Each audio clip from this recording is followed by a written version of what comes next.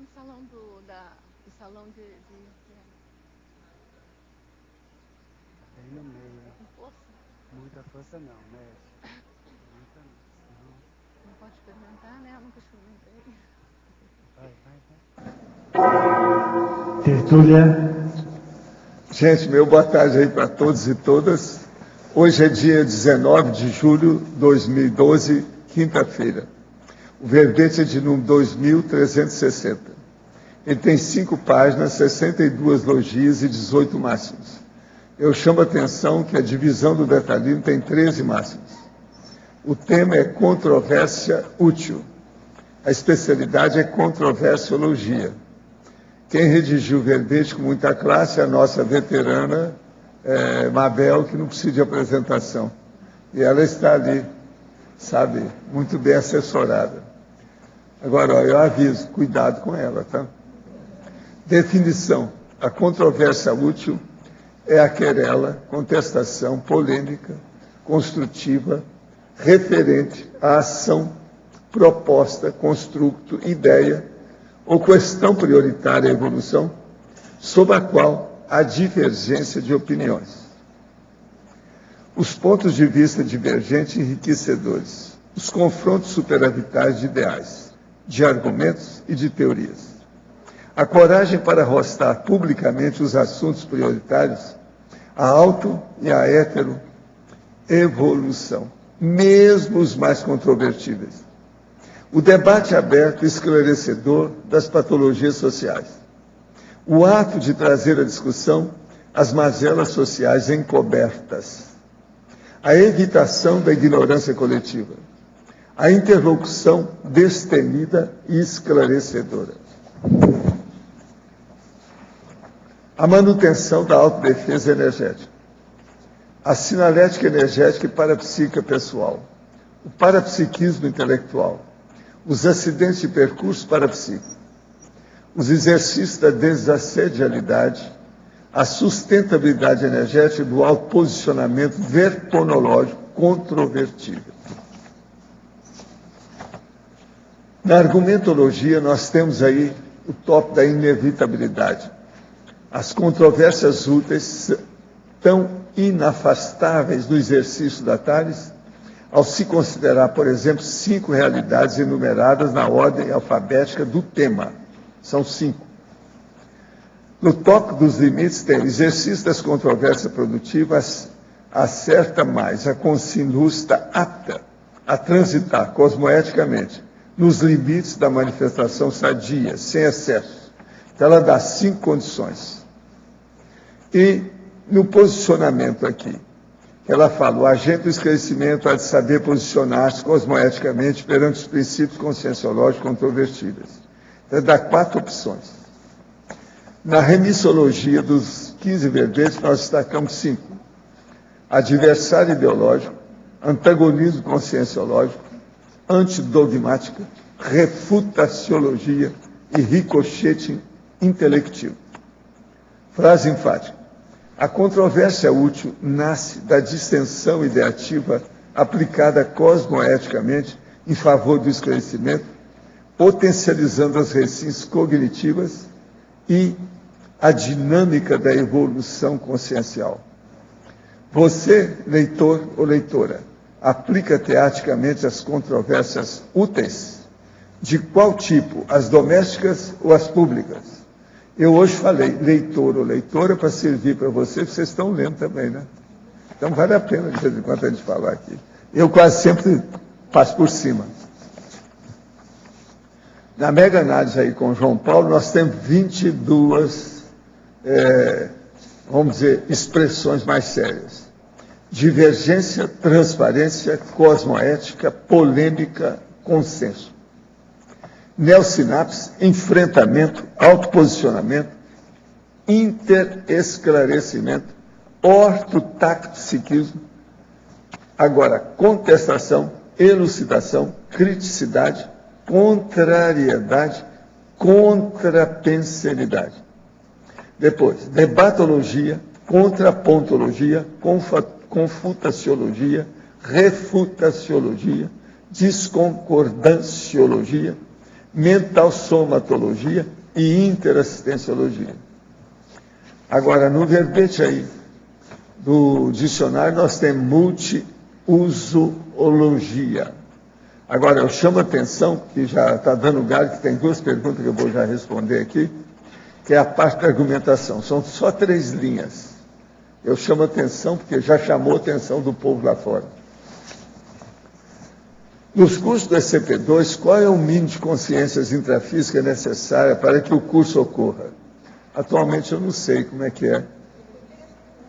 Parece que é o hotel, o processo todo é isso, porque uma coisa tem que compensar a outra. A gente já Na teve minha 30, época, às vezes né? eu tinha 100 pessoas, 100 80 pessoas. Atualmente eu não sei como é A que está. média é 60 hoje. É 70? A Pois média é 60 a 70. Então é mais ou menos por aí. Na Agora- média, né? Olha lá. Há um limite e o tamanho. E limite mínimo, não tem. Eu dei com 100 e tantas pessoas, um monte de gente. Agora, nos cursos do SCP-2, qual é o mínimo? Então, seria, no caso atualmente, 70 pessoas, mas depende do hotel, do ambiente, do local. O Epiconto SCP-2, ocorrido em Brasília em 13 de julho, me informou que os amparadores utilizam também energia imanente, como a fitoenergia, hidroenergia, geoenergia e aeroenergia. Como é feita essa medição percentual entre energia consciencial e energia imanente, suficiente para os atendimentos? Existe alguma máquina extrafísica que armazena a energia captada nos cursos para ser utilizada na assistência? Não, eles fazem isso tudo com muita classe. Tem gente muito mais avançada que essas coisas. Se for assim, essa máquina tem algum tipo de medidor que permite identificar quando ainda tem energia disponível? Não, eles vão distribuindo ao passo que tem e eles mesmos aumentam. Porque o processo todo é da vontade. A energia dos doadores é capaz de atender quantas consciências? Só a energia imanente não seria suficiente para atender os atendimentos? Por quê? Não. O problema todo é que é preciso de colocar energia, às vezes, mais densa, mais material, para atender a necessidade de determinadas pessoas. Vamos devagar com isso. Você tem que estudar mais o que quer dizer a ectoplastia, a ectoplasmia, a lignina, o fitoectoplasma e outros tipos aí, para você entender isso aí. Entre a energia imanente e a energia consciencial, tem muita coisa. No verbete do dicionário, na página 28, na argumentação, poderia explicar. O discernimento que pesquisa o autodiscernimento pode ser o multidiscernimento ou o omnidiscernimento. Agora, junto com isso, tem outra aqui de outra pessoa de lá. Os dois são do Rio de Janeiro, mas uma é uma mulher e outra é um homem. Eles estão sempre fazendo pergunta aqui. Em relação ao verbete do dicionário multiusologia, gostaria que esclarecesse 2 questões. Omnidiscernimentologia. Não entendi a frase em itálico, nem sua relação com a serenologia. Muito bem, são os dois, o negócio está criando problema. Então vamos ler aqui. Multiusologia, argumentação. Omnidiscernimentologia. O discernimento que pesquisa o autodiscernimento pode ser o multidiscernimento ou o omnidiscernimento. Assim começamos a entender a serenologia. Discernir é saber distinguir uma coisa da outra. Aquilo, por exemplo, que é uma coisa péssima daquilo que é ótimo. Aquilo que é uma coisa super antiga e superada de uma coisa novíssima e que vale a pena. Isso é o discernimento. Agora, quando nós temos o multidiscernimento, é a hora que a gente tem discernimento para distinguir em diversas linhas de conhecimento e manifestações da pessoa aquilo que é o ideal, aquilo que é o melhor, aquilo que é o prioritário para o momento evolutivo. Então, o omnidiscernimento, essa condição, é aquela que pega tudo que tem em torno da pessoa. Esse que é o discernimento grandão. Agora, assim nós vamos começar a compreender a serenologia, porque a serenologia tem que avançar com a abordagem do discernimento até um nível maior. Por quê? Uma pessoa só deixa de ser o serenão para ele ser uma consciência livre na hora que ele consegue dominar e entender as coisas todas que tem nesse planeta que nós estamos, nessa dimensão. Então, é muito importante pensar no domínio de tudo dentro do omnidiscernimento, do multidiscernimento, com a cosmovisão da realidade em torno da gente. De modo que nós temos que pensar muito nessa questão do processo do discernimento e também nessas nuances mais avançadas do processo do discernimento. Agora, ainda aqui, o nosso amigo pergunta, mega desafiologia, como decidir pela escolha da especialidade na conscienciologia que direcionará a elaboração de artigos, livros e mega GESCOM, tendo em vista a autopolivalenciologia do intermissivista? Isso aí é só você ver aquilo que você pode fazer que vai esclarecer maior número de pessoas. Quer dizer, a sua TARES vai ser mais produtiva. Então, aquilo que você escrever, que possa esclarecer mais as pessoas, é esse aí que você tem que dar a prioridade. Então, o ideal é aquilo que você pode assistir mais as pessoas através da tarefa dos conhecimentos.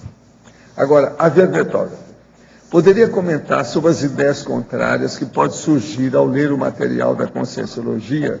Na sua grande maioria, isto é uma autocrítica inicial do novo, ou nem tão novo, ou seria arranques da consciência, de consciência, que, por assédio, tentam, de alguma forma, desvirtuar os novos pensamentos com o objetivo de permanecer no pensamento antigo. Quais atributos podem ter para medir uma coisa e outra? Eu acho que as duas condições são possíveis. A gente pode ter uma aversão ao novo, porque ele dá trabalho. Eu estava brincando aqui antes de começar a tertúlia, que eu comprei um computador diferente agora, não preciso ficar falando a marca, e eu, nesse momento, eu ainda estou brigando com ele. Por quê?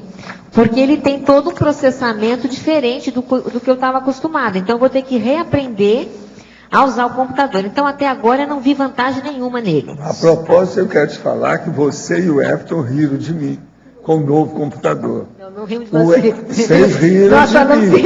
Então, eu quero só agora mostrar os fatos. O Everton está com mais problema que ele do que eu. Mas eu também estou, professor. Somos três. Então, somos três. Então, eu já notei até agora vários erros deles que ele piorou em algumas coisas. Algumas coisas melhoraram lá, mas algumas dessas pessoas não melhoraram. Agora, ó, eu não posso falar mais nada dele, que ele é fora de série, que conseguiu passar 10 mil páginas. Já tá bom, né? Já tem Isso vantagem. aí já foi uma benção.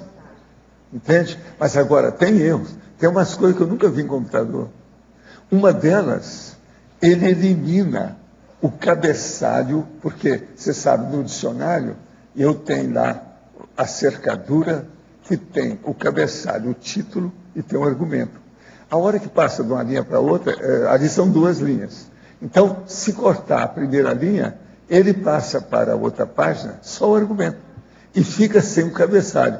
Agora, depois você põe mais uma linha, ele guardou, ele mostra o cabeçalho. Então, veja, totalmente tirado. Eu mostrei isso para o Everton, falou assim, isso aí não dá sim, isso aí eu nunca vi em parte nenhuma. É uma novidade. Mas ele não perde, ele segura. Uma outra coisa, o computador, sim, é bom você ver se ele não está muito lento na questão do save, para salvar. Não, ele está rápido. Lá o Everton já começou a mexer. Porque ele, às vezes, você tem 10 mil estava demorando um minuto para salvar as coisas. Aí é muita coisa, tem que olhar. Então eu estava comentando que a gente vai brigando com o novo até a gente se habituar. Então, essa briga pode ser um problema absolutamente pessoal, né? Não tem, assim, uma interferência de fora. É você com as suas deficiências cognitivas em relação àquele objeto e que gera um certo antagonismo, porque o novo tira a pessoa da zona de conforto. Então, ela estava habituada de uma determinada maneira de pensar e ela chega com uma condição nova e é claro que aquilo vai dar trabalho. Então, isso é uma coisa. Outra coisa é a própria interferência extrafísica, que é o que foi perguntado, uma possibilidade de heteroassédio em relação a uma ideia nova. Isso também pode acontecer na hora que a gente chega na Conscienciologia. Porque a Conscienciologia, ela tem a intenção de ter ideias libertárias, né? O que é ideias libertárias? O que são ideias libertárias? São ideias que vão mudar a pessoa de patamar e muitas vezes vão fazer com que ela deixe de ser uma peça ou uma subserviência de alguma consciência extrafísica. Então ela vai deixar ou vai minimizar o assédio que ela sofria. E aí é claro que as consciências extrafísicas não estão interessadas nisso, elas querem continuar com a pessoa ali sendo subjugada. Então essa interferência da ideia nova pode acontecer nesse momento. E aí realmente ela vai ter, eventualmente ou momentaneamente, algum contrafluxo extrafísico perante as ideias novas que ela está chegando ou entendendo naquele momento. Então as duas coisas são possíveis. Como é que a gente distingue isso? É com o tempo. Mas uma das coisas importantes é ver o quanto você se conhece. Então, por exemplo, você costuma ter uma reação sua, natural, íncita, de antagonismo ao novo? Isso pode ser só seu. Não precisa necessariamente ser um heteroassédio. Então, você tem que ver se você é assim no seu normal, as coisas novas que te aparecem ou não. Então, é uma primeira maneira de você verificar. Ou não, você não é assim, e somente com as ideias da Conscienciologia você tem esse tipo de contrafluxo. Aí já é uma possibilidade de heteroassédio. Então, por aí a gente vai aprendendo a lidar com essas questões aí, com a experiência propriamente dita. Como saber diferenciar nas situações do dia a dia, quando a pessoa está apta a uma controvérsia útil, sem realizar um estupro evolutivo? Eu acho que você tem que, se não há parapsiquismo, por exemplo, vamos pegar o princípio que se há parapsiquismo, você tem como verificar a condição do outro, né? A energia do outro, a psicosfera do outro e mais ainda, a presença ou não de amparador dessa pessoa para receber esse interesclarecimento. Se há essa condição do parapsiquismo, fica bem mais fácil, porque você tem aí os bastidores mais visíveis.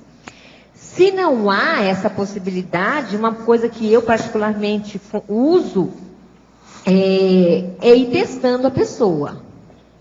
Você vai testando e vai vendo como a pessoa reage. Se a reação for positiva, há ambiente de interesclarecimento, né, vice-versa de uma pessoa para outra, é possível ir mais fundo. Aí é possível criar controvérsias mais profundas, ideológicas, sem se destabilizar, né? Sem criar nenhum tipo de desequilíbrio em ninguém. Então essa é uma maneira. A outra maneira é justamente o inverso. Você vai desestabilizar, sim, de caso pensado. E isso, vamos dizer, vai ser minimizado perante o objetivo maior. Então, há momentos, por exemplo, que a impactoterapia ou a cosmoética destrutiva, elas são necessárias e se sabe que, ou se pensa, ou quem faz, né, entende que isso é o melhor naquele contexto, com aquelas pessoas, porque é a maneira de, às vezes, furar um bolsão patológico ideológico.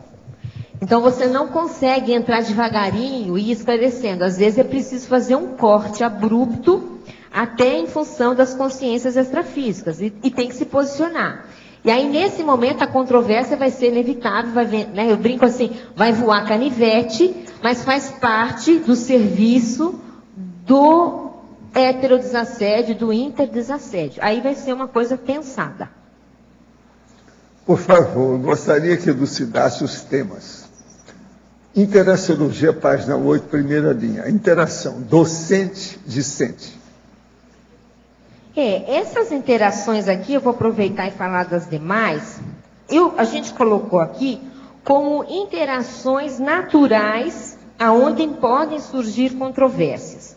Então, você vê interação docente-discente. Isso é muito comum, até pelo gap de idade entre o professor, às vezes, e o aluno. O professor vem com uma ideia, às vezes, mais madura, né? A maioria dos casos, não quer dizer que seja sempre assim. E o discente, ele se retrai, ele fica contra, o titio falando, a titia falando, a mesma coisa com os pais, né? Tudo que vem do mais velho não é o ideal e vai surgindo as controvérsias. Por outro lado, o discente, ele é mais jovem, às vezes ele tem ideias mais avançadas, ideias mais atuais, e o docente é mais retrógrado, eventualmente isso também pode acontecer. Ele é mais tradicionalista, ele tem mais medo do novo. E assim vai surgir uma controvérsia de gerações, uma controvérsia de pontos de vista de gerações distintas, tá? Agora, nas demais interações aqui, isso também pode acontecer na consciencioterapia, como a gente colocou. Escritor, leitor é muito comum. Então, o autor, ele traz uma ideia que o leitor não concorda, e aí chegam aqueles e-mails para o autor: olha, eu queria discutir isso aqui que você disse no seu livro, papapá, o que é muito positivo, e assim por diante, tá? Interação pais e filhos, interação entre autores, também é comum. São pontos de vista distintos que geram controvérsias. Então, cada pessoa, cada autor, ele às vezes vai defender a sua hipótese, a sua tese, o seu ponto de vista, e o outro também. E isso vai gerar ali um debate, uma discussão, que se for levada de maneira positiva, vai ser muito bom para ambos, né? Se souberem tirar proveito da situação. Então é isso, essas interações, elas geram naturalmente controvérsias, né, na maioria delas. Trinomiologia, página 9, segunda linha. O trinômio: inexcitabilidade, inabalabilidade, imperturbabilidade. Esse é o trinômio ideal para se entrar num debate, né? Você defender uma ideia sem se alterar seria o ideal, né? De não ficar inabalável, imperturbável, apesar das vezes das energias antagônicas que você pode receber, ou que você mesmo vai dar para o outro, eventualmente isso acontece. Não é o ideal, obviamente, mas pode acontecer. Então, essa tranquilidade íntima de estar defendendo uma ideia e não estar defendendo uma pessoa, nem a sua pessoa, nem a sua autoimagem, é que faz a diferença. Se o foco for no esclarecimento da ideia, ou no interesclarecimento, provavelmente a pessoa vai defender menos. Vai defender a ideia, mas vai defender menos a sua pessoa, porque o interesse dela não é esse, tá? Agora, obviamente, isso nem sempre acontece, né? Então, é um exercício, o exercício do debate, o exercício da sala de aula, o exercício aqui no tertuliário, o exercício no círculo mental somático, é para que a gente chegue nesse trinômio também, né? De defender ideias, às vezes, divergentes, sem se abalar. E, principalmente, né, aprendendo a perder. Nem sempre a gente ganha todos os debates. Há debates em que o outro, está com um ponto de vista melhor, mais abrangente, com mais visão de conjunto do que nós. E aí a gente tem que saber dar o braço a torcer. Antagonismologia, página 9, terceira linha. O antagonismo: divergência intelectual, aversão emocional. Era mais ou menos isso que a gente estava falando, né? São coisas distintas. Uma coisa é o binômio admiração-discordância, aonde você tem uma divergência do ponto de vista do outro. Mas não necessariamente você tem algo contra o outro, mas você não concorda com determinado ponto de vista. Agora, é diferente de uma aversão emocional. Uma aversão emocional já caiu a racionalidade. Então, você é contra o outro desde sempre, né? Porque veio desse outro, como eventualmente a pessoa tem uma aversão a essa pessoa, então ela gera uma controvérsia. São aqueles casos de pessoas que o que uma fala, a outra, por melhor que seja o que ela fala, a outra já se incomoda. Mas isso não é um problema de ideia, é um problema de convivialidade. Essas duas pessoas precisam se ajustar do ponto de vista da convivência. Aí, nesse caso, se há essa aversão emocional, não vai haver uma controvérsia necessariamente útil. Vai haver uma interagressão, ainda que seja camuflada. Pode ser uma agressão de energias, pode ser uma agressão afetiva, de emoções, pode ser uma agressão mesmo mais forte, mas enfim, não é esse o tema, né, que a gente trouxe aqui, porque isso não é o positivo, tá? Então é por isso que a gente comentou desse antagonismo, né? Uma coisa é você discordar e a outra coisa é você ser contra daquela pessoa, né? Poderia comentar como a TENEPS pode melhorar a feição física Estou percebendo essa melhora em minha consciência masculina e tenho tido assédio de mulheres, até mesmo na padaria. Já sou tenepsista há 1 ano e 4 meses. Essa é com você, viu? Tem mais aqui das perguntas? Eu só não entendi porque eu até mesmo na padaria. Mas... Não, que é a hora que ela vai comprar pão. Gente, a padaria é um lugar... Mas gente, a padaria é a hora que ela vai comprar pão, que é isso? É um lugar ótimo para ela tem que pegar o pão para levar para o maridinho. Para o maridinho, deve ser isso. Mas o que acontece? Pois é, mas padaria achei interessante, achei interessante. Mas o fato é real. Quer dizer que as donas e os caras lá estão de olho nela. Ela melhorou. Agora é atração. É a atração da energia, ou seja, a pessoa, ela fica mais limpa, ela fica mais desassediada. Ela já está 1 ano e 4 meses, quer dizer. A pessoa fica mais harmônica, aí o que acontece? Isso aumenta a força presencial. E ela começa a chamar mais atenção. Ela fica irradiante. Isso é a dona que chegou para mim. Valdo, eu estou irradiante. Eu falei assim, radiante ou irradiante? Ela falou assim, irradiante. Eu estou irradiando a energia a partir da tenebra. Além disso, né? E estava mesmo, viu? O melhor é isso, que ela estava assim.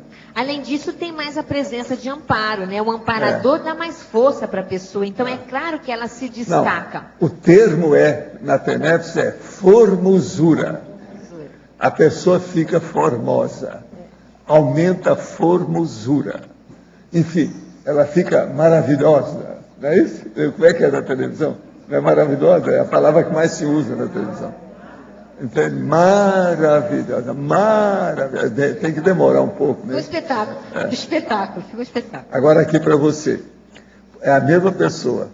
Poderia comentar em Estrangeirismologia, página 7, sobre a importância da glasnost consciencial no contexto interassistencial?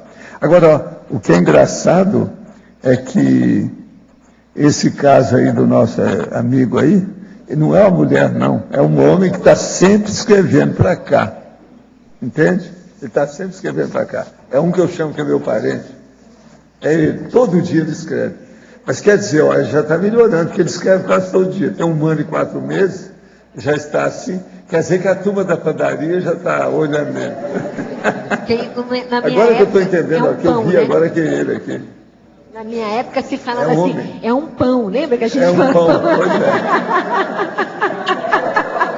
é. O pão está de acordo com a padaria, né? Está de acordo com a padaria. Então é isso. É um pão, Professor, então vamos lá. Então, olha, o caso do estrangeirismo, a glasnost. A glasnost no ambiente interassistencial ele é super importante, né? Porque como é que a gente vai fazer esclarecimento camuflando algum tipo de informação? O ideal é que exista ambientes para que se possa falar mais, ou tudo. No entanto, eu coloquei aqui, lembrando aqui no final, nos limites na página 10, tem o último item que chama transparenciologia, o item 5, que é assim, ó, ser transparente sem desrespeitar o binômio verdade-limite. Então, veja, a glasnost também tem limite. E o limite é o fôlego do outro. Então, até quanto eu não vou falar algo que pode até ser verdadeiro, mas que vai mais prejudicar do que ajudar. Então, aí você faz, vamos dizer, uma omissão superavitária de não ser tão transparente assim, porque vai ficar pior a emenda que o soneto. Em Fatologia 10ª linha, poderia relatar o descarte do apreço patológico, a polêmica pela polêmica. No início do mês, dia 5 de julho, dessomou um cronista esportivo aqui em Goiânia, e tudo indica que o motivo da sua morte prematura, aos 49 anos, sucedeu por causa de suas críticas contundentes que causavam polêmicas. Deve ter sido assassinado. A polêmica pela polêmica, gente, é um pouco que embasa ou fundamenta esse sensacionalismo histriônico e, vamos dizer, de entretenimento que existe, por exemplo, na mídia, né? De você gerar ambientes conturbados só para dar ibope, por exemplo. Na base disso, ou então é aquela pessoa que gosta de polemizar somente por polemizar. Ela gosta daquela sensação das energias, das contendas mesmo, né? Dos embates ideológicos. Aquilo lhe faz bem. Ela sente bem aquela adrenalina. Então, isso é o problema da beligerância e da competitividade. Ou seja, não é o ideal. O ideal é que a gente tenha embates, mas com um propósito maior. E existe, então, esse caso das pessoas polemistas. Normalmente, são pessoas que gostam de chamar atenção para si, elas gostam de ser diferentes, elas gostam de ser originais, mas elas se sustentam a partir dessa briga pela briga, né? E é perda de tempo. Eu quero lembrar que não é isso que ocorre entre eu e o Arlindário, entre eu e o Adélio, entre eu e o Laeno Loche, não, tá? Vamos clarear bem isso. Que a gente até que, de vez em quando, nós estamos bebendo a mesma água junto. Poderia comentar a respeito da qualidade do silêncio como controvérsia útil? Como detectar momentos adequados ao silêncio? Eu acho que a professora Amalo tem uma frase que é há silêncios ensurdecedores, né? Que ela sempre comenta. E eu acho isso mesmo. Porque há momentos em que o melhor a se fazer do ponto de vista comunicacional, que é o ato que mais vai chancelar um pensamento ou um posicionamento, é o silêncio, né? Então existem silêncios extremamente esclarecedores, porque mostra o antagonismo da pessoa perante aquela ideia. Ela se cala como quem dizendo, isso eu desaprovo. Com isso eu não sou conivente, né? Não me inclua nisso, ou me inclua fora dessa. O silêncio, ele tem esse peso, né? Em termos de conteúdo de informação. Então, há momentos em que a controvérsia, o constrangimento, ele se dá pelo silêncio. E aí o silêncio esclarece. Agora, é claro, você tem que saber usar os momentos de não falar nada. Né? E isso não tem assim uma regra, pelo menos eu particularmente não tenho uma regra. Mas o ambiente te traz os momentos em que o melhor é calar-se, do ponto de vista do esclarecimento. Você poderia falar mais em tecnologia, última linha, sobre a técnica do acolhimento da heterocrítica? Onde pesquisar mais sobre a técnica? Eu acho que é no dia a dia. O dia a dia, ele ajuda muito a gente a aprender a dar e receber críticas. Não é assim um momento de um ringue, não, hoje eu vou fazer heterocrítica, etc. Eu acho que não é por aí. O Consim Cobaia é um momento crítico disso, né? Foi feito para isso, o cenário para isso. É ótimo. No entanto, você pode também vivenciar isso no seu dia a dia, no nosso dia a dia, né? Como é que eu faço a crítica, como é que eu recebo a crítica? O acolhimento da heterocrítica é isso, é você saber escutar o que o outro está falando.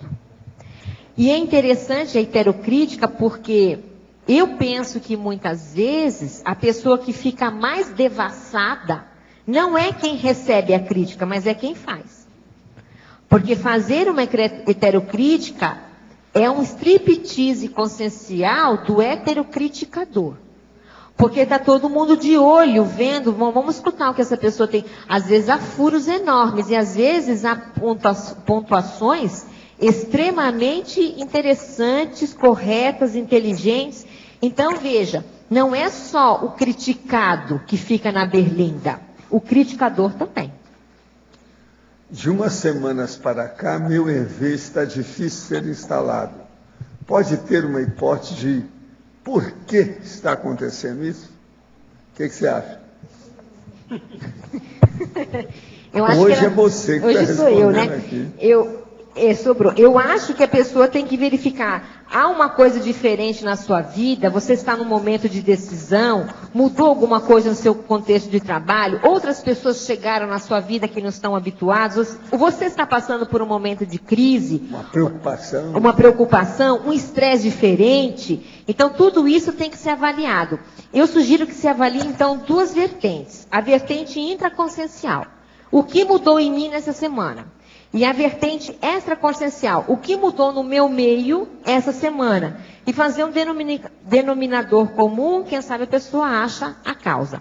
Lembrando que, para qualquer causa que seja, independente da causa em si, a pessoa pode superar isso. Então, ela vai ficar assim um dia inteiro só pensando em EV. Vai acontecer uma série de coisas na sua vida e você não está nem aí, porque a sua prioridade naquele dia é o EV. Certamente a pessoa vai passar esse gargalo. No dicionário, no adendo, mega desafiologia, quarta linha, de cima para baixo, o que antecede a fase botânica na série exologia? Em tudo que estudei até hoje, tanto nas religiões budismo, hinduísmo, como nas ciências esotéricas, seria a fase mineral. Porém, após a tertúlia de ontem, creio que a conscienciologia tem outra teoria, pois foi exposto que o reino mineral não evolui. Poderia dar uma explanada na série X que antecede a consréu transmigrada? Não, o problema todo é o seguinte. Na natureza nós temos a natureza viva e tem a natureza morta. A natureza viva, ela começa na botânica. Agora, mineral. Não há dúvida que, devido ao processo de elétrons e os átomos, há um processo que você pode dizer que há uma evolução naquilo, mas isso não interessa, não tem vida.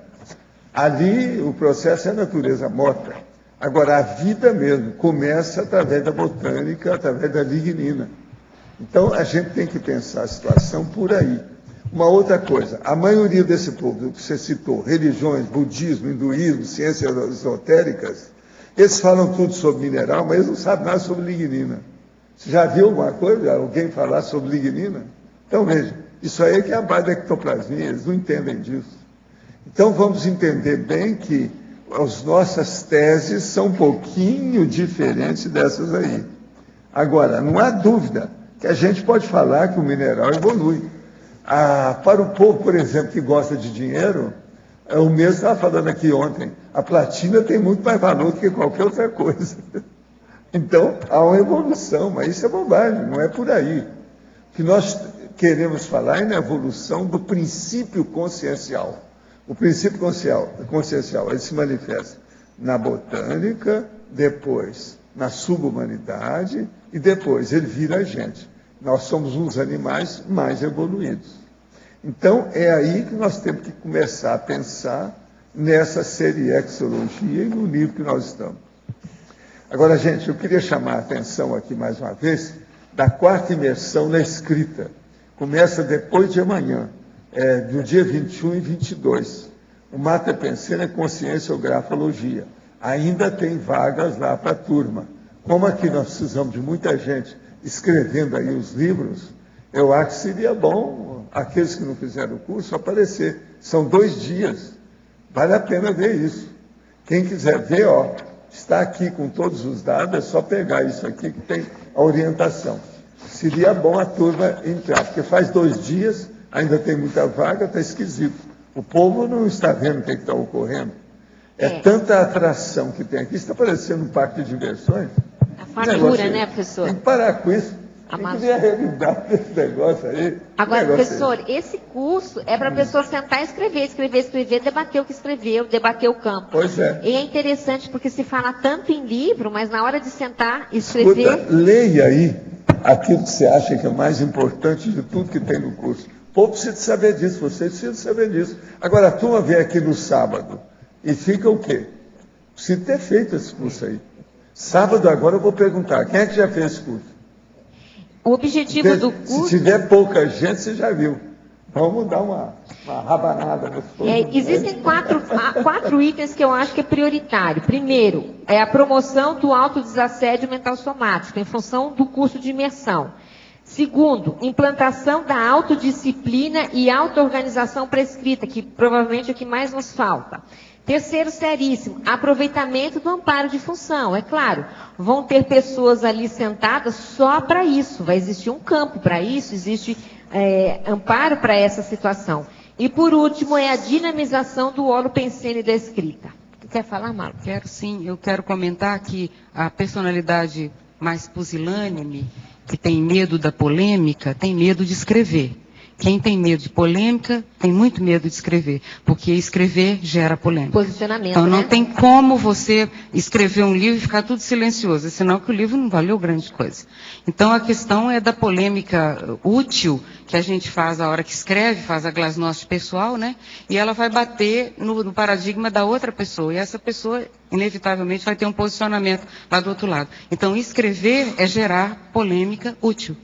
Então, é um convite para quem ainda não fez esse enfrentamento, né, Mabel, da polêmica útil. Exatamente. O enfrentamento está, no meu modo de ver, em justamente a pessoa tirar um final de semana inteirinho só para pensar no livro dela. Ela não vai fazer outra coisa, ela vem para a tertúlia e tal, mas ela senta depois e é livro. Não há... Isso aí é muito importante. Não é possível que não desencalacre alguma coisa. Que não é, vai desencalacrar. Então, veja, porque ela vai ficar ali horas seguidas só pensando nesse assunto, todos os atributos, tudo isso a seu favor. Essa é a ideia do curso, tá, gente? Mabel. Pois não. Na fatologia, a 4ª linha, na página 7, o ato de trazer à discussão as mazelas sociais encobertas. Esse aí é até certo ponto uma tarefa que a imprensa, mais ou menos, ela tenta fazer, né? É importante a gente não querer ficar encobrindo o que está errado na sociedade e ter medo de enfrentar o que está errado na sociedade, porque se a gente fizer isso, nós vamos manter a ignorância coletiva, que é o que eu comento em seguida, a evitação da ignorância coletiva. Então, esses temas polêmicos, que às vezes até eles chegam na imprensa meio enviesados, você vê que existe uma certa aproveitamento da polêmica, ainda assim eles são úteis. Porque eles trazem à tona a discussão situações, erros, omissões que a sociedade desconhecia. E isso é muito importante. Então, é importante a gente discutir assuntos controvertíveis justamente para melhorar a cognição sobre esses assuntos e para minimizar a ignorância sobre esses assuntos. Não adianta fugir dos temas polêmicos, porque mais dia, menos dia, nós vamos ter que enfrentar isso. Dentro do caminho aí da evolução e da serenologia, não há tema que a gente não vai ter que engolir. Porque senão não existe esse caminhar, né, na escala evolutiva. Todos os temas vão ter que ser deglutidos. Então, quanto mais a gente puder trazer isso à tona, melhor para todos nós, inclusive melhor para essa coisa que a gente chama de sociedade ou construção da sociedade democrática. Agora, na parafatologia, página 8, última linha, a sustentabilidade energética do autoposicionamento verponológico controvertível. Isso traz um pouco do que a Malo comentou, que é o seguinte: nós trabalhamos aqui com a Conscienciologia com posicionamentos extremamente controversos. São, até certo ponto, muitos dos nossos posicionamentos, eles têm um âmbito político. Não que a gente vá fazer política partidária, não é nesse sentido. Mas eles mudam a política da sociedade. Então, por exemplo, você falar da antimaternidade é um assunto extremamente controverso e político. Porque a gente está falando da célula base da sociedade, que é a família. Que é o fato de você criar uma família, de você ter filhos, de você, enfim, continuar a própria espécie. Então, veja, para trazer assuntos desses, que existe naturalmente um contraponto contrário, né, óbvio, ao que a gente está falando, é necessária essa sustentabilidade energética. Essa pusilanimidade que a professora Amalo falou vai de encontro a isso, quer dizer, não dá para casar defesa de verpom controvertível com pusilanimidade. Então, é preciso ter um mínimo de sustentação, de coragem, de ousadia para fazer isso. Eu acho que falta coragem, falta ousadia quando a pessoa ela não entendeu aquela verpom. Ela acha que entendeu, mas ela não compreendeu, ela não introjetou. É como se há uma cognição ali que parece que é mais interessante do que a minha, mas eu não consigo pegar. Quando isso acontece, eu acho mais difícil ter sustentabilidade energética. Por isso que há assuntos, por exemplo, que o professor Valdo pode falar com naturalidade, e ele fala com total naturalidade, que eu não posso falar com total naturalidade. Eu não tenho condições, vivência, compreensão, cognição daquela verpom. Então não adianta querer que eu vá defender uma coisa que para mim é absolutamente teórica, longe de mim, e que eu não tenho verbação. Então eu acho isso, essa sustentabilidade, ela vem com a compreensão, com o mínimo de verbação, o mínimo de teática que a gente tem naquele assunto. E aí então fica mais fácil. Agora aqui, ó. Presumo que a insegurança seja um processo de racionalidade, falta de reflexão. Se for assim, o que explica a insegurança intelectual dos eruditos? E os ex-eruditos de vidas passadas, que agora têm acesso às verpons da conscienciologia, mas continuam inseguros? Eu acho que é a defesa da autoimagem. O problema dessa insegurança de gente que não precisa ser insegura, eu estou dizendo assim, a insegurança de quem tem estofo intelectual, tá? Acho que a primeira coisa é essa defesa de autoimagem, quer ficar bem na fita sempre, é a autobiografia, ela não quer perder, era o que eu estava comentando um pouquinho no começo da tertúlia, né? Então ela tem que se sair bem sempre, para poder se sentir melhor. Então esse furo de personalidade gera naturalmente uma insegurança intelectual. Outra coisa que eu vejo também é a falta de experiência. Então, nós estamos tendo aí o evento dos inversores, gente mais nova, gente bem mais nova.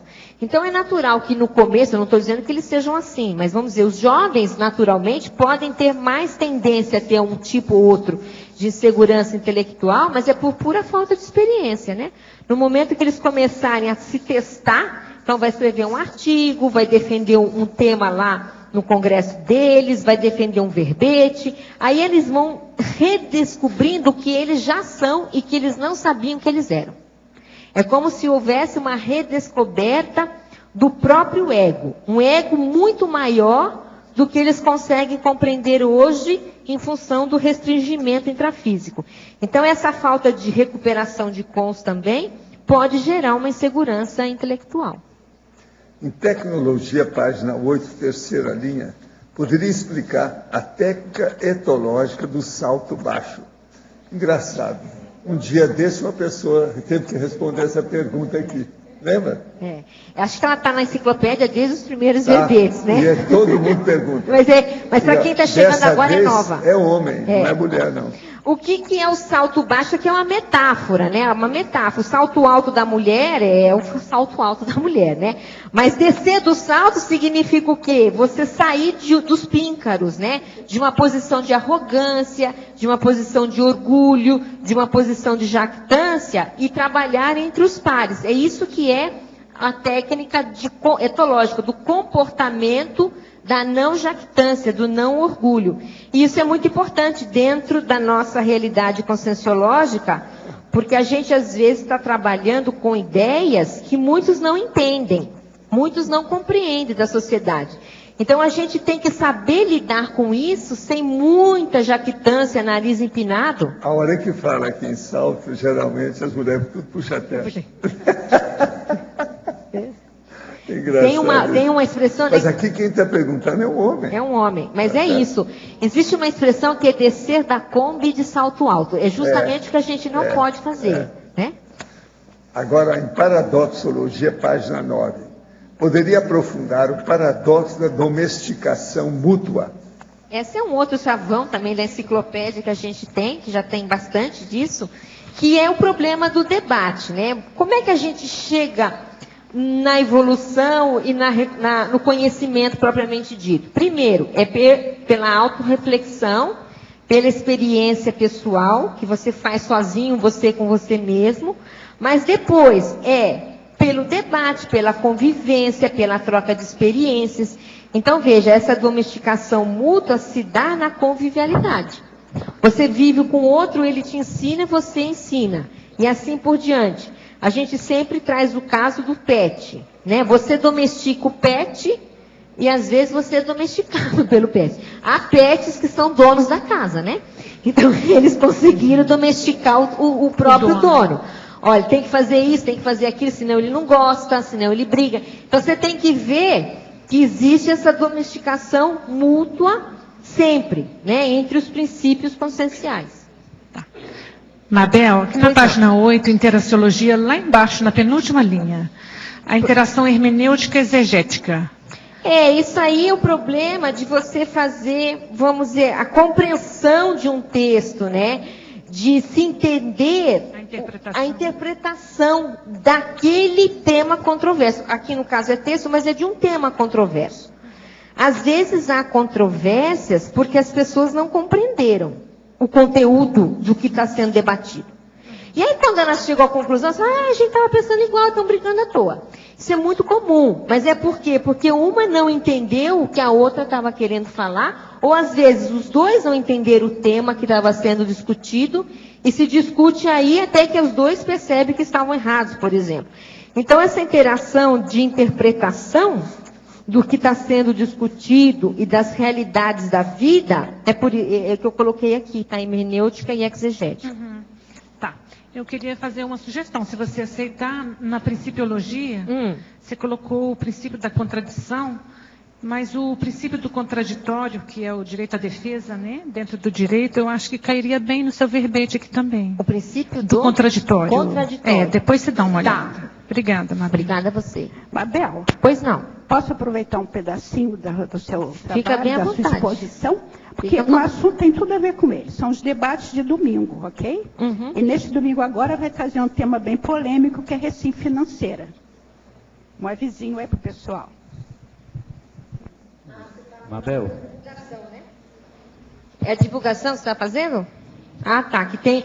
Olha, por exemplo, os debates de domingo e mesmo o círculo mental somático, ele tem como objetivo isso, né? Gerar debates, gerar controvérsias, gerar pontos de vista diferentes, justamente para que possa haver um crescimento intelectual de todo mundo. Não só intelectual, né, gente?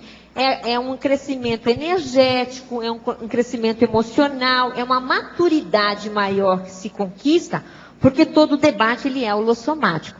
Né? Não existe um debate só do mental soma nessa dimensão. O debate ele é holossomático. E é exatamente dentro das ideias que a Malu colocou, e você também, que é o debate entre o autor e o leitor e as outras pessoas, que elas debatem o que depois que ler o seu livro, aqui está acontecendo o contrário. É um livro que está sendo escrito neste tema que o autor está querendo buscar as ideias das pessoas antes de escrever o livro.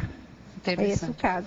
Interessante. Mabel, fala. 2 comentários. Você comentou sobre compreensão de texto. Ontem eu assisti na TV Escola que somente 62% das pessoas que têm curso superior atualmente compreendem os textos com os quais elas convivem no dia a dia. Formadas, não estão falando o estudante. Estou achando muito. Nós estamos falando a pessoa que já fez o curso superior. E você falou também a questão do PET. Às vezes o princípio consciencial mais evoluído da casa é o PET. Porque tem aqueles donos de pitbull, o pitbull é muito mais inteligente e até manso comparado com o dono, né? A gente vê esses casos também. Tudo isso acontece. Mas essa coisa da interpretação de texto, gente, é uma loucura hoje em dia. O Brasil é uma loucura. Eu sei porque eu já comentei que eu dou aula de redação. Então a gente tem redação na faculdade. Então, teoricamente, você espera alunos que saibam ler para poder escrever, mas na prática, infelizmente, não é isso que acontece. Não há polêmica. E eu acho, Malu, que essa coisa da internet está diminuindo vamos dizer, a habilidade de debate dos jovens. Os jovens hoje, eles são muito ativos na internet, nos blogs, nos chats, etc e tal. Mas aqui, no tete-a-tete... Eles perderam o gogó. Perderam o gogó. Por quê? Porque se habituaram no dedinho. Eles falam pouco. Então, eu penso que isso, para os inversores que estão aqui hoje, vocês deveriam pensar nisso. Não, mas já tem gente que já falou que algumas gerações vão ficar perdidas com o tempo. Por causa disso, os elos gerações perdidos. Intelectuais. Eles não têm capacidade mais de debate. Porque de reclamar a situação com lógica, de interpretar um texto entendendo. Então, eles têm... Agora, na televisão ontem apareceu mais sobre esse processo de texto. de entender a má interpretação de texto. É um absurdo o percentual que está aí. É um absurdo. Eu andei estudando a prova do ENAD. A prova do ENAD é aquela prova que os universitários têm que fazer. Então, a gente teve que aplicar essa prova, uma pseudo-prova na faculdade, e eu fui ler o texto, eu que fiz a correção. E a prova do ENAD, ela é uma prova absolutamente interpretativa. Se a pessoa não sabe ler o enunciado, ela vai dançar completamente, mesmo que ela saiba o conteúdo. Olha, gente, os meus alunos, eles erraram coisas absurdamente simples, porque eles não entenderam o enunciado. Então eu falava assim, mas como é que você errou isso aqui? Não, professora, veja, ele falou isso, então eu pensei isso. Eu falei, não, mas ele não falou isso. Você que está falando que ele falou, ele não falou. O enunciado não é esse. Então eles têm dificuldade brava. Aí eles vão mal, não é nada. Agora o conteúdo eles sabem, mas como eles não sabem aplicar o conteúdo naquela questão, porque eles não souberam interpretar a questão, eles erram. É muito comum isso. Mabel. Oi. Na patologia, página 7, sétima linha. As tensões inerentes ao exercício da controvérsia. Aprofunda aí, por favor. Essas tensões são as tensões que acontecem, como a gente estava falando aqui, na hora que você está debatendo um assunto que você discorda. Pode ser no debate, pode ser na escrita também. Não quer dizer que seja só no gogó, né? Você pode ter controvérsias gráficas. Você manda uma carta, o outro manda outra carta, você manda e assim por diante. Então, veja, há um clima de tensão que pode aparecer justamente na tentativa de defender a sua ideia. E aí, quem pode mais, intelectualmente e energeticamente, engole o outro. Agora, ó, tem umas coisas seríssimas nesse processo nosso de debater, o debate, o tertuliário, que nós chamamos de debatódromo. Por quê? Por isso que eu trago de vez em quando os processos de filosofia, as máximas do povo, essa coisa toda. Porque a gente desanca com esse povo, é muita gente, nós estamos acabando com eles. Inclusive os grandes gênios de todo tipo. Por exemplo, Johann Goethe é considerado talvez o maior pensador alemão. É ou não é? Johann Goethe. Olha a besteira que ele escreveu. Comportamento. Concordar com as mulheres, discutir com os homens, ter mais crédito que capital. É a melhor maneira de vencer na vida. Concordar com as mulheres. Quer dizer que eu não posso discutir com vocês? É isso? Quer dizer, a maioria porque aqui, não vale a pena discutir com mulheres. Com quem eu discuto são mulheres. Se eu fosse seguir o Goethe... Professor, não vale a pena discutir com mulher que vai perder tempo. Esse cara já era. Agora, ó, isso é todo dia. Você vai olhar as máximas deles, ó.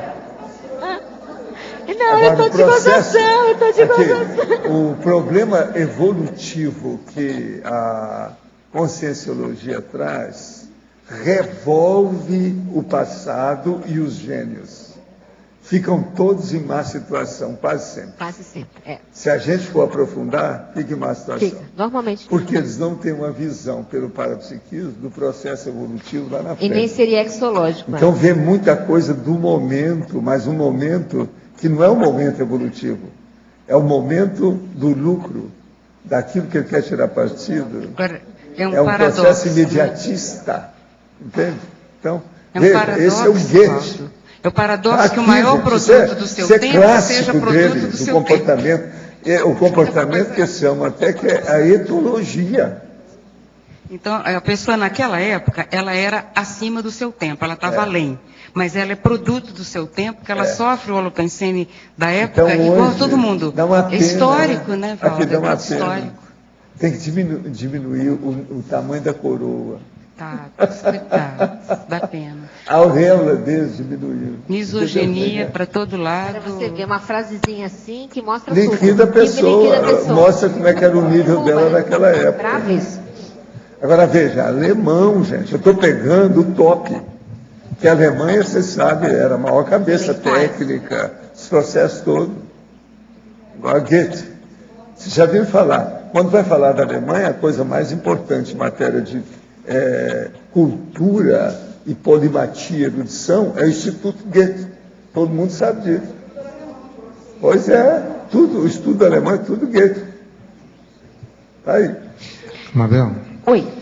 Lá na página 8, você usa lá na efeitologia, o último efeito, você fala do exemplarismo do intermissivista na geração de controvérsias úteis. A gente já teve aqui várias pessoas que não são da CCCI, até políticos, prefeitos já veio aqui debater com a gente. Então, quais você acha que são esses efeitos? O que pode ser positivo quando vem pessoas inteligentes, notórias, e ver esse nível de debate aqui que a gente gera, que o intermissivista gera aqui? Olha, na maioria das vezes que eu converso com essas pessoas, são elas que me falam, tá? Porque acaba que a gente conhece um ou outro aí, né? Eles têm medo. Eles têm medo, a verdade é essa. Tinha uma candidata que era muito colega nossa na faculdade, a vereadora, ela era candidata que já vereadora, mas depois ela entrou na secretaria de alguma coisa que eu não vou falar o quê. Ela morria de medo de vir aqui fazer propaganda política dela. Por quê? Porque ela tem uma noção de que são pessoas que se dedicam gratuitamente, ou seja, voluntariamente, para aprender mais. E todos os dias estão aqui querendo aprender mais. E aí ela compara, as pessoas comparam naturalmente essa atitude das outras atitudes das outras pessoas. Então, elas ficam realmente com o pé atrás, assustadas, elas são assustadas nesse ponto, né?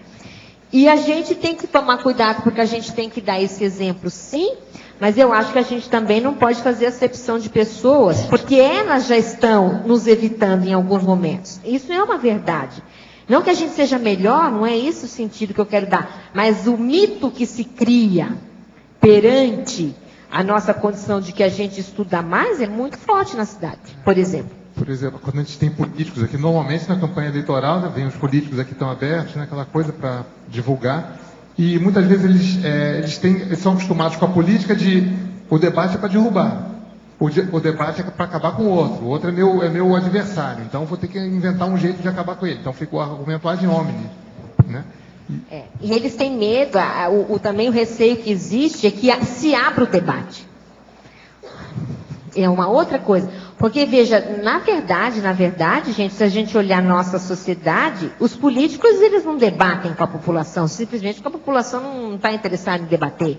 Mas se eles entram num ambiente que corre-se o risco de debater, pronto, já tem o medo, porque eles também não estão habituados. O nosso ambiente não é construído para ter debate aberto. Nós não somos muito politizados enquanto nação. Assim, nós somos bem pouco politizados. Então, tudo isso cria uma dificuldade.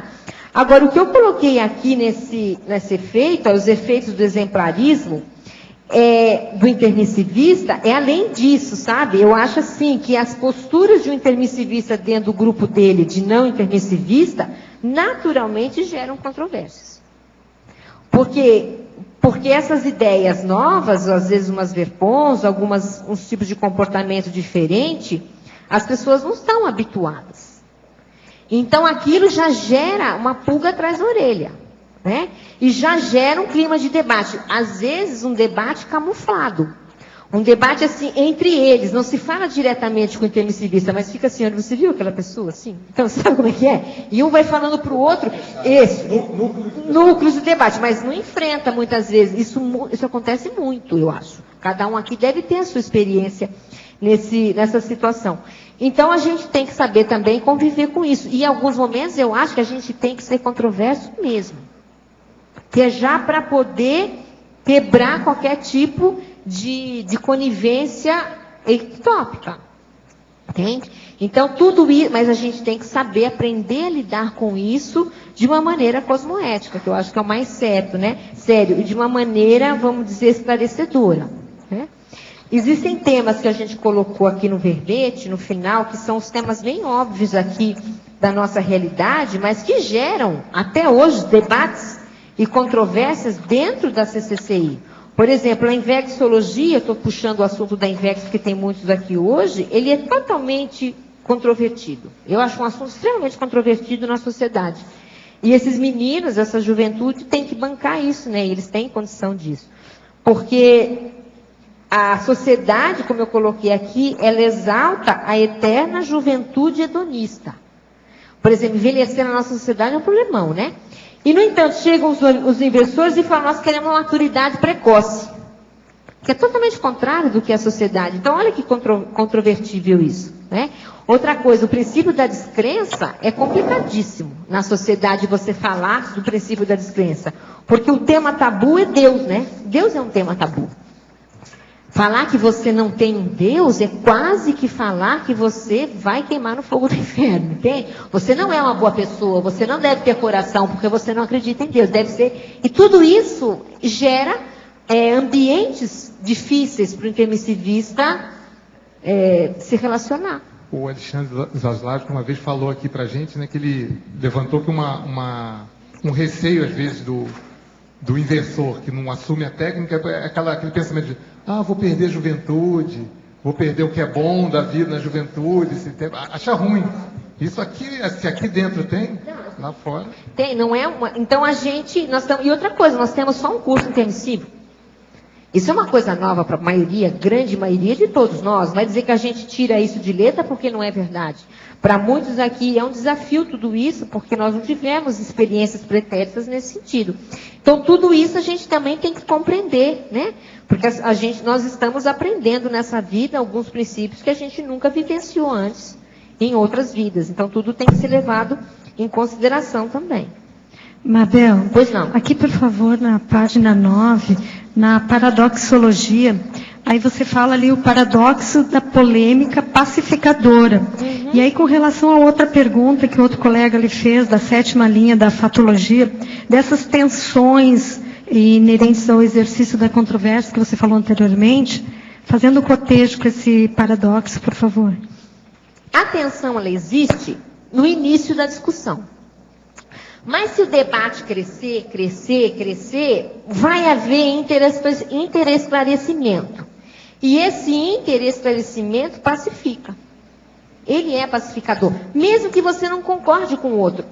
Você não precisa concordar com o outro, mas você precisa entender como o outro pensa. Quando há essa compreensão, pronto, os ânimos, né, se arrefecem, fica tudo muito mais tranquilo. Então, eu acho que as discussões, se levadas a bom cabo, né, se levadas corretamente, elas tranquilizam e diminuem o antagonismo, né? Conhecer como o outro pensa faz com que você não pense tão mal do outro assim.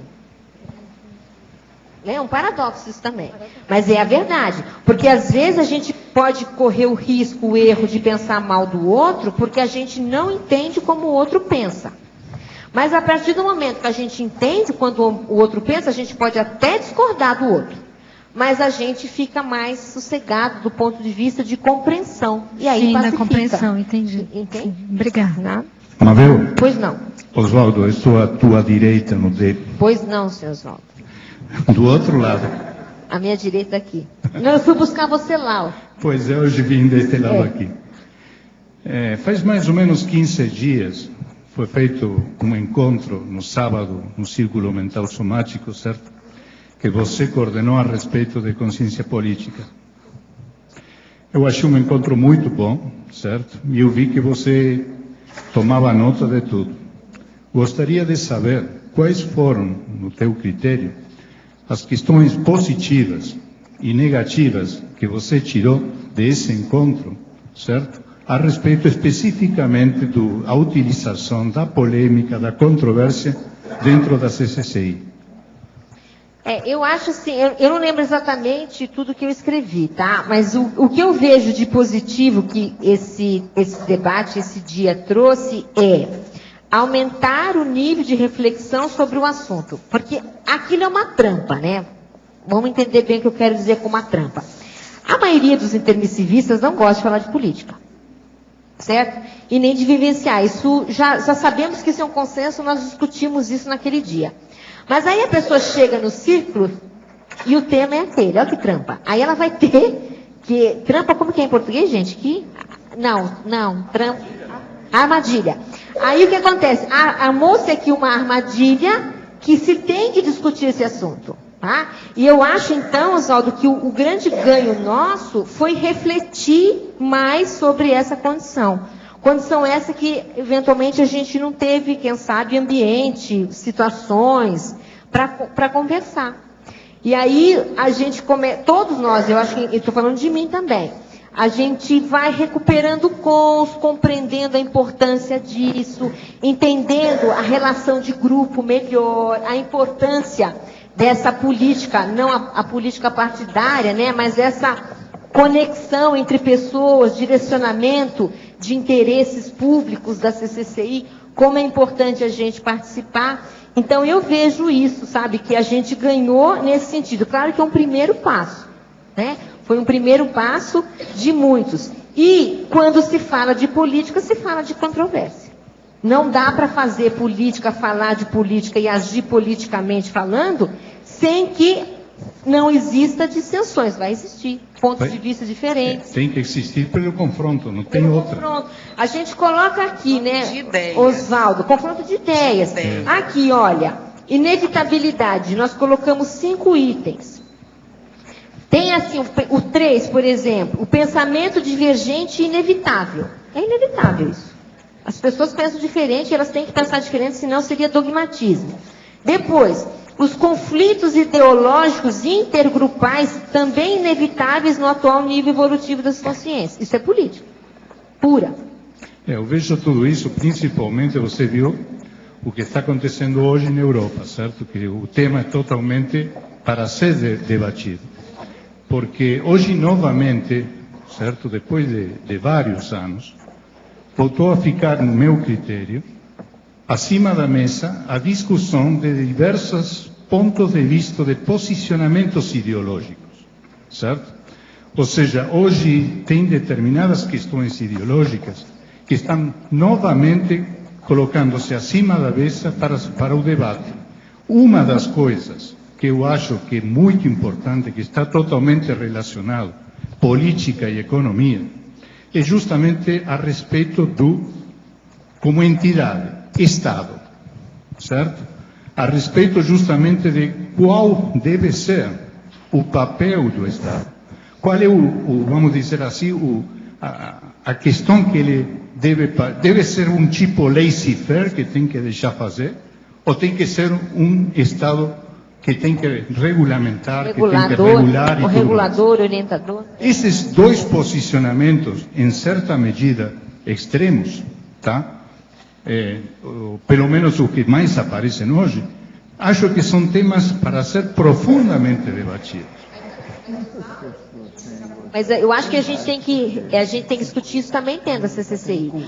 Porque foi falado isso um pouquinho naquele dia, né? O papel do líder, até onde o líder pode ir, porque é isso aí, ele é regulador, a liderança reguladora, ela é democrática, como é que ela é reguladora e democrática ao mesmo tempo? São situações que nós estamos aprendendo. Nós estamos aprendendo na prática e agora um pouquinho mais na teoria também, em função da discussão que está havendo sobre esses temas, né? Até dentro da CCCI eu acho isso importante. Me permite, Mabel e Oswaldo, uma parte, já que estamos falando da polêmica útil. Eu acho tudo isso muito interessante, mas a questão é a pessoa ter, primeiro, código pessoal de cosmoética. Para entrar num debate ou numa polêmica, a pessoa já tem que ter algum nível, se estamos falando de CCCI, ela precisa já ter um código pessoal. Depois ela tem que ser, ou precisa chegar a ser, um expert em mediação de conflito. Depois ela tem que ser desassediadora, o desassediador. Depois tem que ter o jogo de paracintura, tem que ter a docência conscienciológica, a parapedagogia internalizada para ir levantar a polêmica. Levantar a polêmica é ótimo, é muito fácil. Isso acontece toda hora, a gente vê nos mais diversos ambientes. A questão é sustentar a polêmica útil para ela dar um resultado que é o melhor para todos. Isso é o mais difícil que tem. Então, muita gente é muito boa, traz temas pertinentes, fora de série, mas a questão é que ainda não tem nem o jogo de paracintura, nem a paradidática, a parapedagogia, e o código pessoal de cosmoética para dar para o outro para direito dele. Então, eu vejo que fazer polêmica, gente, é a coisa mais fácil. Todo mundo pode fazer. A questão é a habilidade, a paradiplomacia, o nível de parapedagogia que é empregado nessa polêmica, que não vem para interesses pessoais apenas. Por isso que o Código Pessoal de Cosmoética e o grupal são essenciais para inserir a polêmica. Não existe debate neutra do ponto de vista da ética, da cosmoética. Não existe isso. Nunca existe. Não existe, nunca existiu, nem vai existir. Então, estou debatendo de modo neutro. Não existe isso. Então, claro, que a cosmoética ela tem que embasar toda essa realidade aqui em termos de polêmica, senão fica polêmica pela polêmica. Sim, e a pessoa às vezes está defendendo um ponto de vista da vida passada, dos outros egos, não é nem do ego atual, que a pessoa nem chegou no ego atual ainda. Ainda está defendendo como um velho hábito, vamos dizer, retroativo, que a pessoa está defendendo. É aquele hábito de trazer a polêmica pela polêmica. Então eu acho que a polêmica revela muito. Ela é extremamente reveladora para o polemizador, porque ela permite ver quais interesses aquela pessoa está defendendo.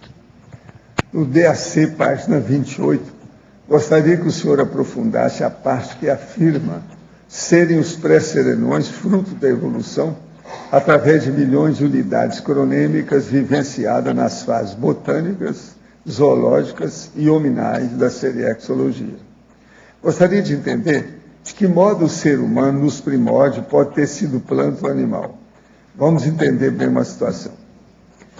Nós achamos, por exemplo, que a evoluciologia é sinônimo do estudo da conscienciologia.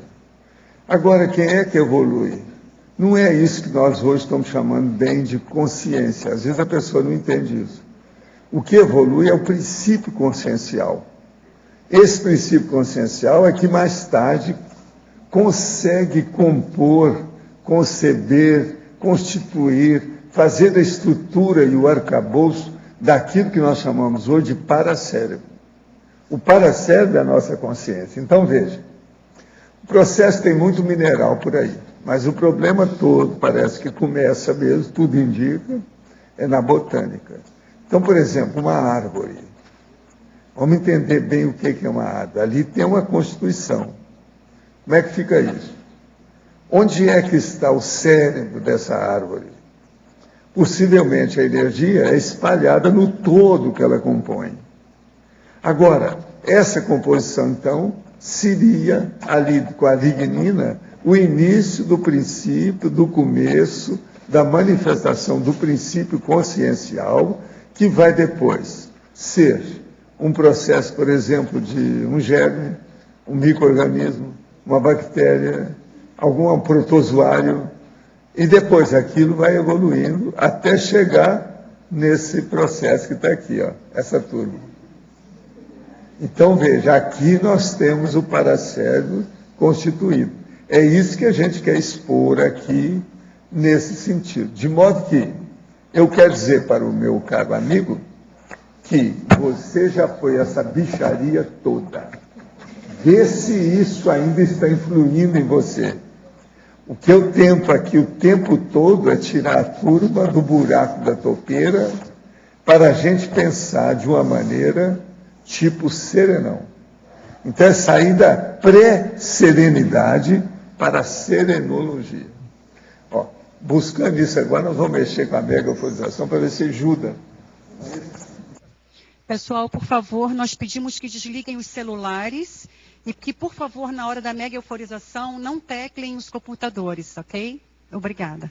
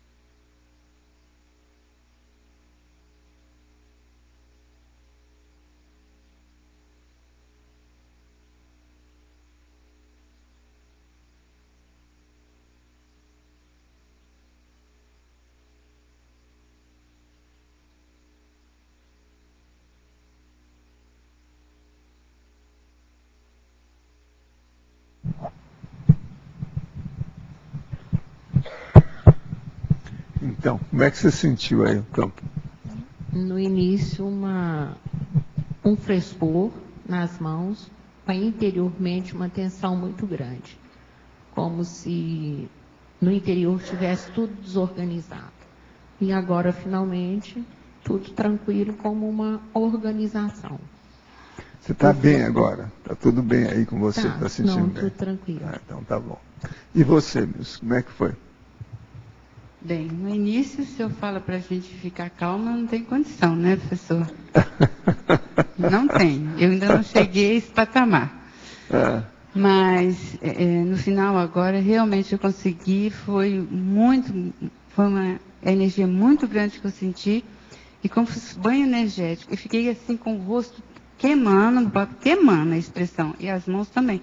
Estavam geladas. Agora, no início, devido ao processo da movimentação do campo com a energia, isso aí mexe com as pessoas mesmo, não tem saída. Entende? Né? Tá. Às vezes dá uma pequena turbulência. Entende? Então, essa o avião faz assim, mas normal, depois ele... É normal. É normal. Então tá bom. E você, como é que foi? Foi muito legal. A gente sente... Foi muito legal, ela falou. Sai dela. Uma brisinha chegando assim, parece que uma bolha envolve a gente. E sente a energia correndo, o rubor no rosto. Muito bom. Está sentindo bem então agora. Tá bem. Pois qualquer coisa a gente chama você ceder energia aí quando precisar. Tá certo? Obrigado.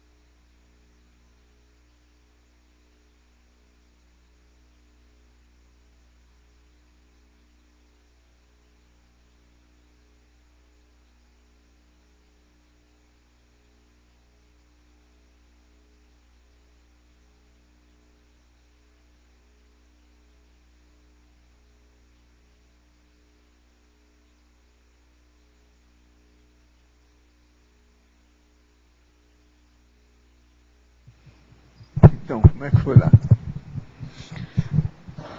Já começou ali, né? Primeiro, quando eu estava chegando, o cardiochakra já alterou. Eu até fiquei questionando, porque eu estava tranquila e o cardiochakra alterado, e comecei a sentir alguma coisa na cabeça, mais na região do corona. Sentando aqui, eu comecei a sentir, esfriou bem, só que era uma sensação, assim, um sentimento muito bom, que parecia que eu estava toda morna aqui em termos de sentimento.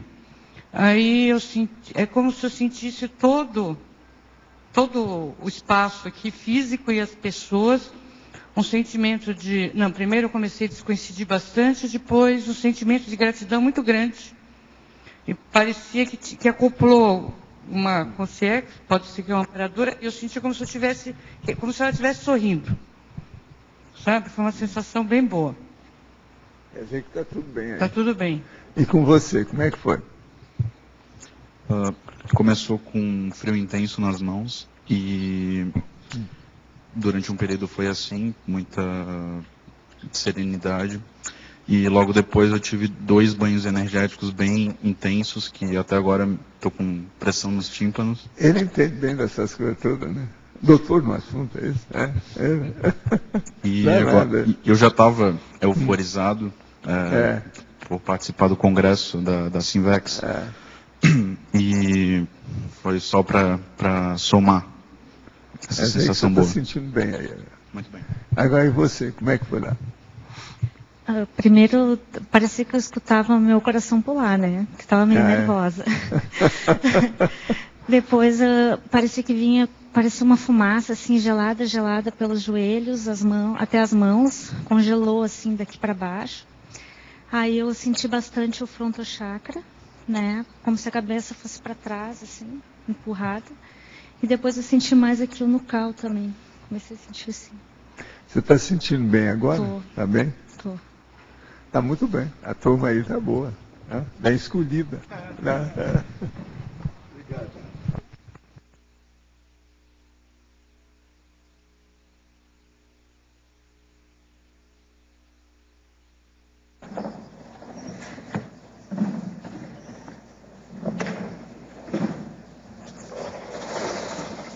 Gente, eu devolvo a Mabel para vocês aí de novo, tá certo?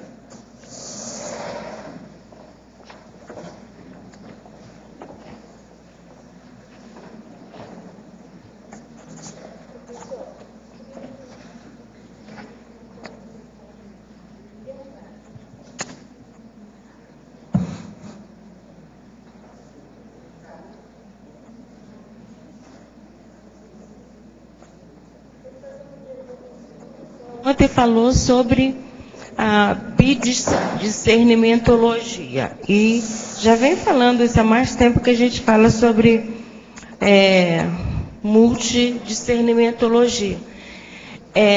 O senhor falou, quando falou na questão do intra e hetero discernimento. O bi seria uma parcela, pela lógica, né, do prefixo bi, uma parcela do multi. Mas nesse contexto do senhor, nesse mesmo sentido? É nesse mesmo sentido, agora aí categorizando as coisas, porque o discernimento, ele pega muita coisa, ou tudo que nós fazemos. Na verdade, a evolução é um processo de discernimento. O nível evolutivo de uma pessoa é o nível do discernimento dela. Agora, por exemplo, eu mesmo tenho aqui, nas coisas que eu estou estudando, o processo, por exemplo, de discernir. Então, um aspecto de discernir. Discernir é saber identificar o pouco e o suficiente. Olha só onde é que nós fomos com isso. Presta atenção como aí o negócio fica sério e apenas um aspecto pequeno da própria vida. Discernir é saber identificar o pouco e o suficiente. Se uma pessoa souber isso aí, ela está no caminho da evolução. Quer dizer, o que é que você deve ter como coisa pouca e o que é que você deve ter como coisa que seja suficiente? Quer dizer, o que é que você tem que é pouco e o que é que você tem que já é suficiente dentro do processo evolutivo. Isso aí já é discernimento. Então, veja, eu peguei apenas uma nuance, um detalhe do processo de discernimento para falar o que é discernir. Entre o pouco e o suficiente, a maioria das pessoas cai no buraco. Aos excessos. Veja bem a loucura, por exemplo, que tem na questão do excesso e da síndrome comparativa, o processo do consumismo exagerado. É a falta de saber o pouco com o suficiente. Outra coisa, as pessoas que dão valor demais para a emoção, que são as percepções do próprio corpo, etc., tudo, processo de sexo, dormir, comer, ter fome, sede, descansar, repousar, trabalhar, agir, a musculação. Olha também os excessos. Gente que falta e gente que excede, passa da conta. Olha o discernimento. Então, discernir, se nós começarmos a pensar pelo pouco e o suficiente, nós já temos uma ideia enorme disso que nós chamamos de cosmovisão. Seria o mínimo necessário para a evolução, que o excesso vai estragar. Não é bem o mínimo, é o ideal necessário. Vamos falar o ideal necessário, eu acho que é mais justo. No momento evolutivo que a gente precisa, né? Isso. O necessário, né? Pois é. É o suficiente. O problema é o suficiente. Agora, por exemplo, eu vou falar para vocês o que eu acho.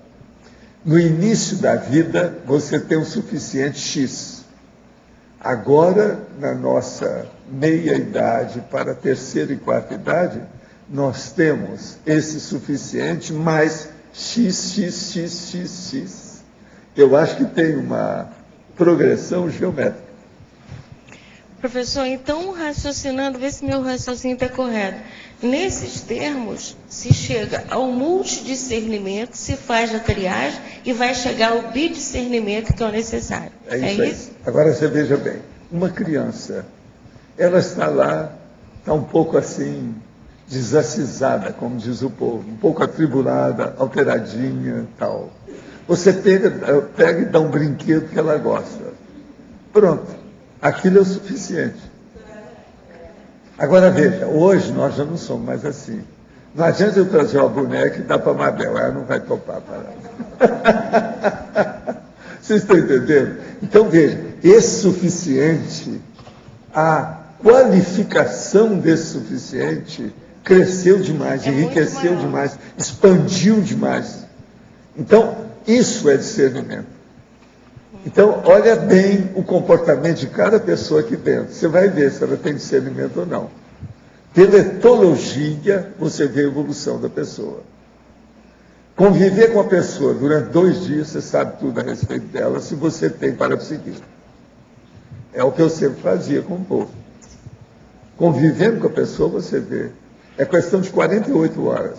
Com isso, você disseca a condição da pessoa.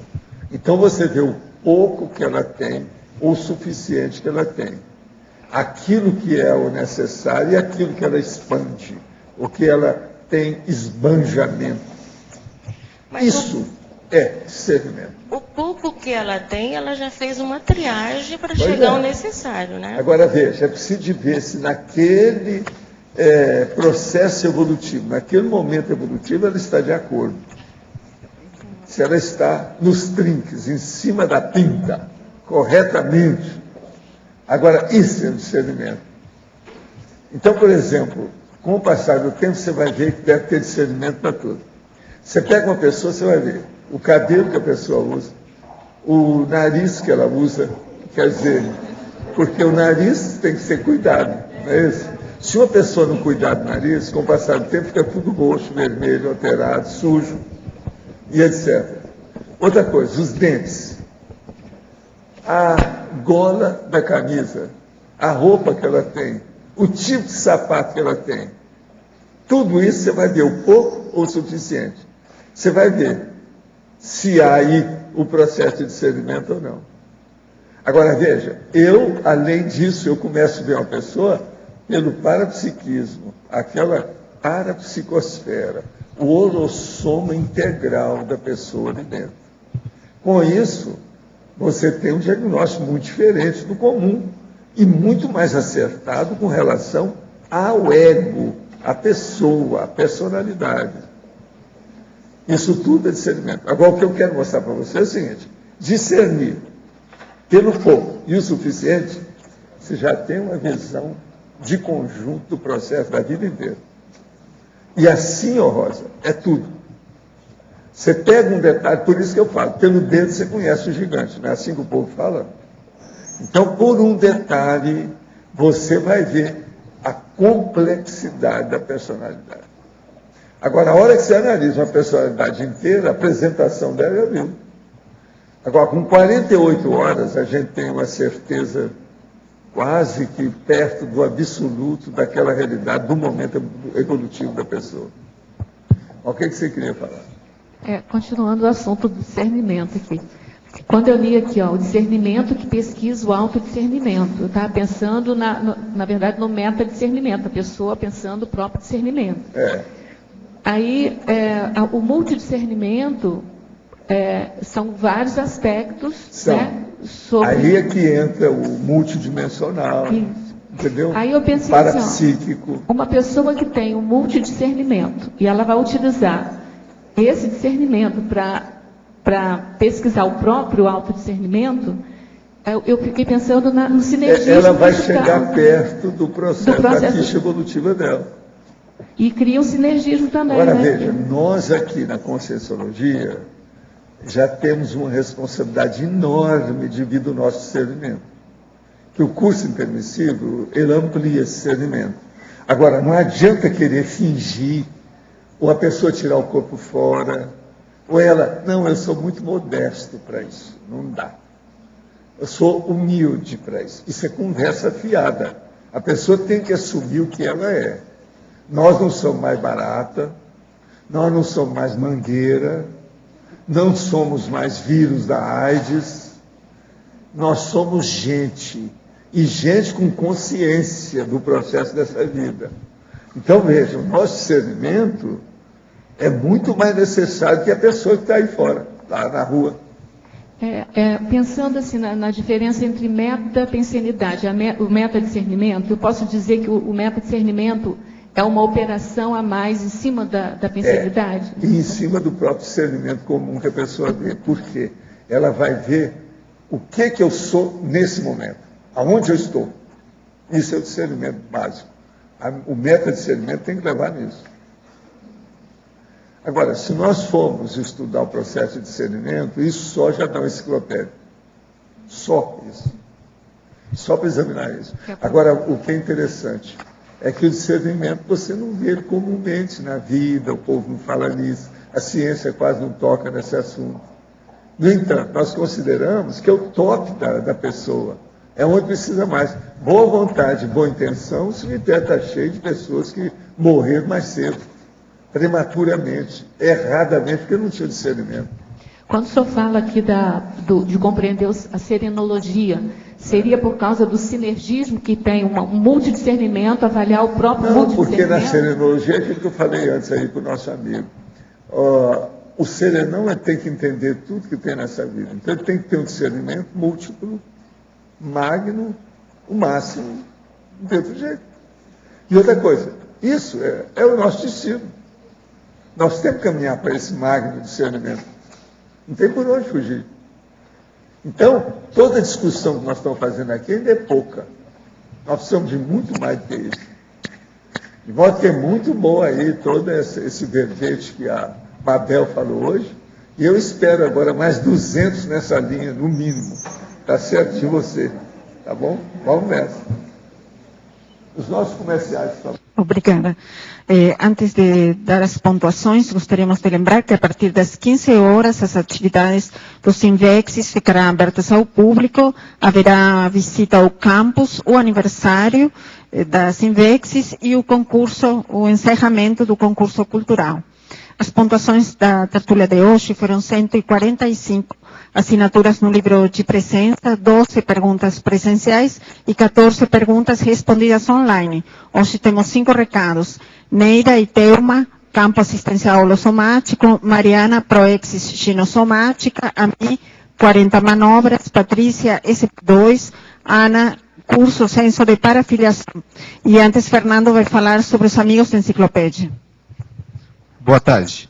Nós, do programa Amigo da Enciclopédia, convidamos novamente ao teletertuliano, aquele que frequenta assiduamente aqui o tertuliário no dia a dia, para que se torne um associado do programa Amigo da Enciclopédia.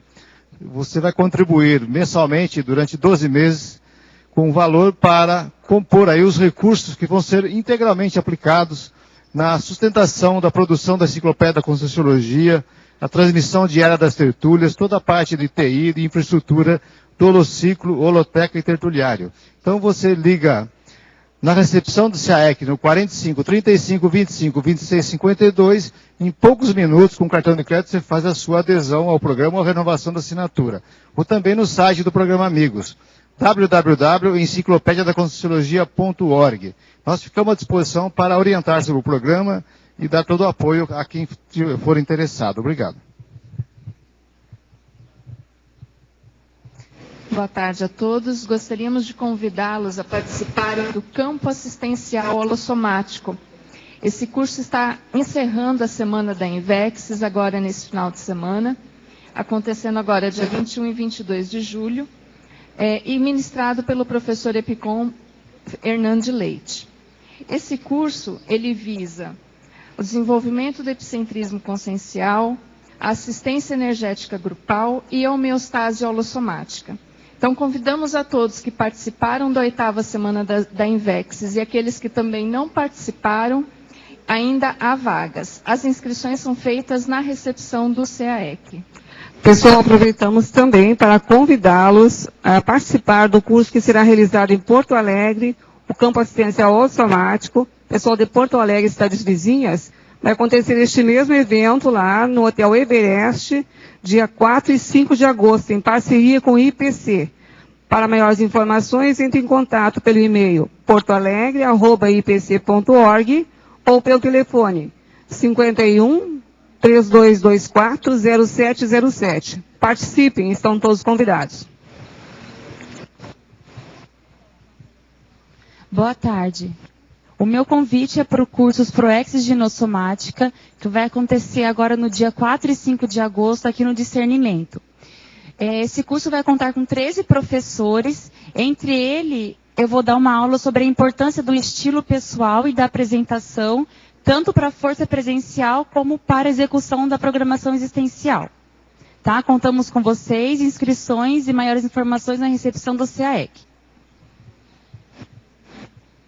Olá, eu gostaria de lembrar a todos que agora na próxima segunda-feira se inicia mais uma edição do curso 40 Manobras Energéticas.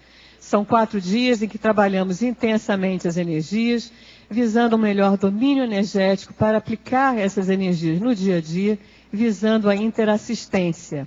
Esse é um curso sem pré-requisitos, ministrado pelo professor Epicom Mário Oliveira, e as inscrições ocorrem na recepção do SEAEC, telefone 45 35 25 26 52. Obrigada e até lá.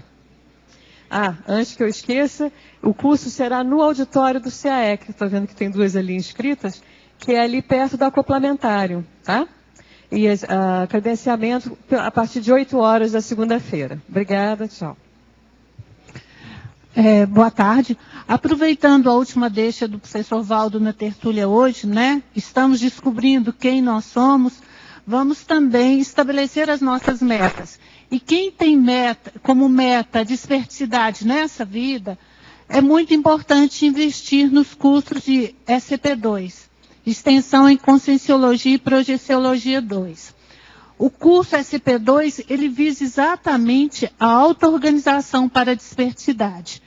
E dentro desta filosofia, é muito importante a gente fazer antecipação. Então, você que tem como meta fazer o SCP-2, procure se antecipar nas inscrições. Aproveite os benefícios do desconto e amplie a sua interassistencialidade. Quem antecipa a inscrição ajuda os amparadores já na própria assistência e fica mais preparado para ser assistente durante o curso. Então, lembrando, o próximo ECP2 vai ser em São Paulo, no período de 31 de agosto a 2 de setembro, cuja EPCOM é a professora Adriana Lopes. Setembro, nós teremos no Rio de Janeiro, de 14 a 16, com o professor Rui Bueno, e 14 a 16 também em Porto Alegre, com o professor Pedro Fernandes. Já em setembro, 21 a 23, nós teremos aqui em Foz do Iguaçu, com o professor Moacir Gonçalves. Então, nós ainda estamos no prazo de 30 dias e Foz ainda com tabela de 60 dias de antecedência. Um abraço e obrigado a todos. Olá a todos. Eu venho convidá-los para esse final de semana o curso Censo de Parafiliação. É um curso prático, de vagas limitadas, que vai acontecer no Salão da CIP, e que a ideia é, através de exercícios energéticos, parapsíquicos, a gente comece a aumentar mais a nossa conexão com os amparadores, o nosso senso de estar conectado à equipe extrafísica. Então, espero vocês. E para mais informações, ligue para o telefone 2102-1421 ou pelo e-mail acip@acip.com. Quero lembrá-los que a sede da CIP fica no Discernimento, aqui em Foz do Iguaçu. E as inscrições estão sendo feitas lá na sede da CIP. Esperamos todos vocês. Obrigada.